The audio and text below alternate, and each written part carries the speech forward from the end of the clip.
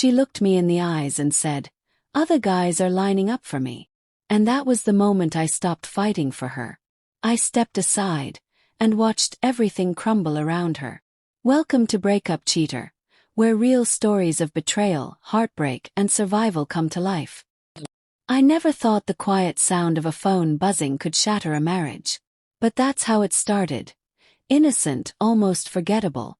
One evening, her phone lit up on the kitchen counter while she was in the shower. A message preview flashed. "Can't wait to see you again. Last night was perfect." Felt like my stomach dropped straight through the floor. I stood there, frozen, my hands damp from washing dishes, the warm water suddenly cold against my skin. My wife, Claire, had never been careless about her phone.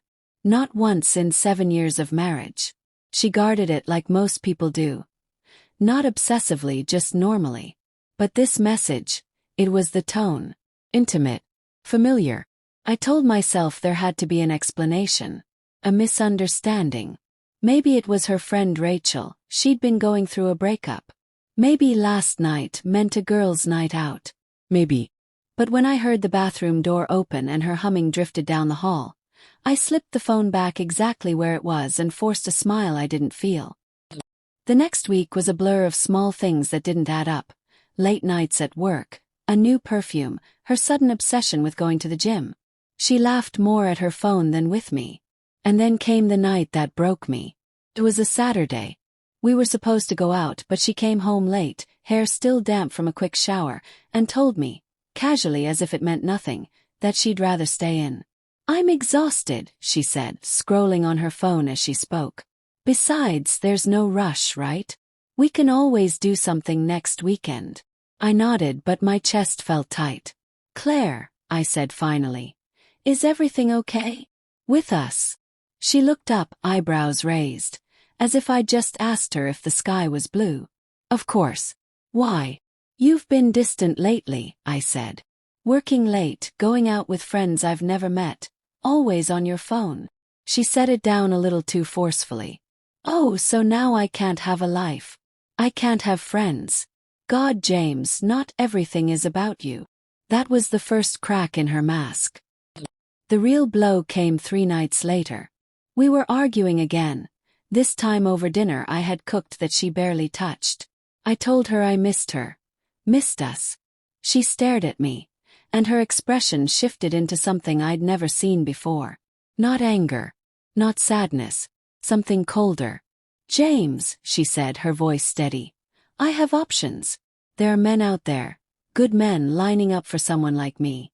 I don't have to stay stuck in this routine." My fork clattered against the plate. "What did you just say?" "I'm saying maybe I deserve better than this." She gestured vaguely at the table, the house me. The words didn't just hurt, they hollowed me out. I didn't yell. I didn't beg. I didn't even cry. I just got up, cleared the table, and washed the dishes while my mind spun like a hurricane. That night, while she slept soundly beside me, I lay awake staring at the ceiling. If she truly believed other men were waiting in line for her, if she was so sure the grass was greener elsewhere, then why was I fighting so hard to keep something she had already let go of? The next morning I stepped aside. I didn't announce it dramatically. I didn't slam the door. I started quietly removing myself from her world. I stopped asking where she was going. I stopped checking her phone. I stopped cooking for 2. I focused on my work, my gym sessions, my friends, the ones I hadn't seen in months because I was always here, waiting for her. At first, she didn't seem to notice. Or maybe she liked it. Freedom without consequence. Then the text started. "Are you okay? Why are you being weird?" I answered politely but distantly. 3 weeks later, the mask slipped off her face completely. She came home one evening, frustrated, tossing her bag on the couch. "Why are you acting like this?" She snapped. "Like what?" "Yes. Like you don't care." Her voice cracked just slightly. "You don't ask me where I'm going anymore. You don't, God, you don't even look at me." I set my book down. "You said other men were lining up for you, Claire.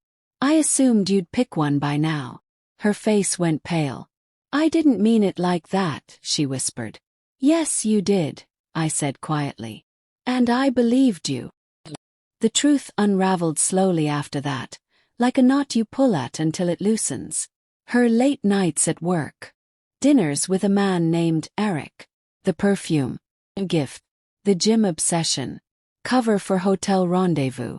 She admitted it in fragments, first denying, then minimizing, then finally confessing when I showed her the credit card statement with 2 dinners charged at a rooftop restaurant neither of us had ever been to together. I wanted to feel wanted again, she said one night, crying at the kitchen table. You've been so focused on work, and I felt invisible. I was working for us, I said, my voice barely above a whisper.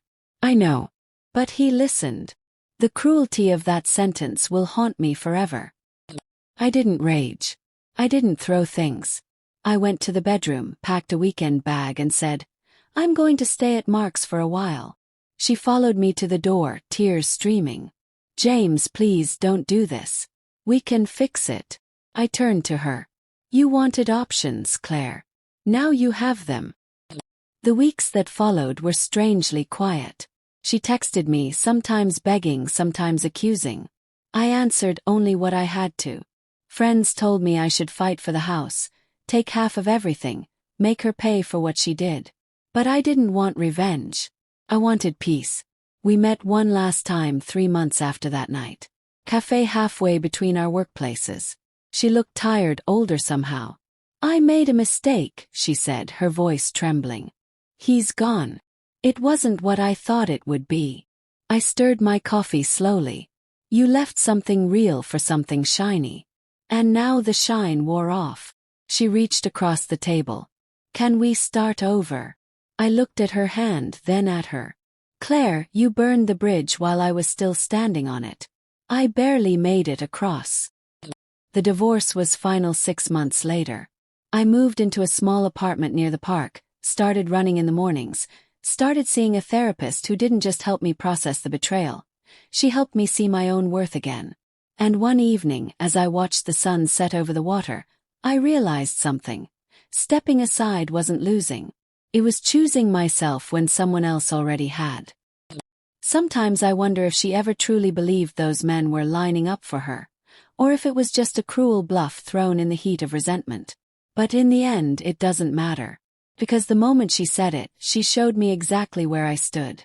And when someone tells you you're replaceable, believe them. Then quietly show them how wrong they were by living well without them. It's been a year now. I'm not bitter anymore. Just different. Wiser. Softer in some ways, harder in others. People ask me if I'd ever take her back. I tell them the truth. The man who loved her that much. He doesn't exist anymore. She killed him the night she said those words. And sometimes late at night, I imagine her scrolling through old photos, wondering why the line of men she imagined never showed up. Meanwhile, I've built something better. A life that doesn't depend on someone else's validation. She said other guys were lining up for her. So I stepped aside. Let's see how that works. She thought she had a line of men waiting, but when I stepped aside, there was no one. Sometimes the best revenge is silence, and living better without them. Thank you for watching Breakup Cheater, where broken hearts find their voice. Like, subscribe, and share this story if it spoke to you. Because healing begins with telling the truth.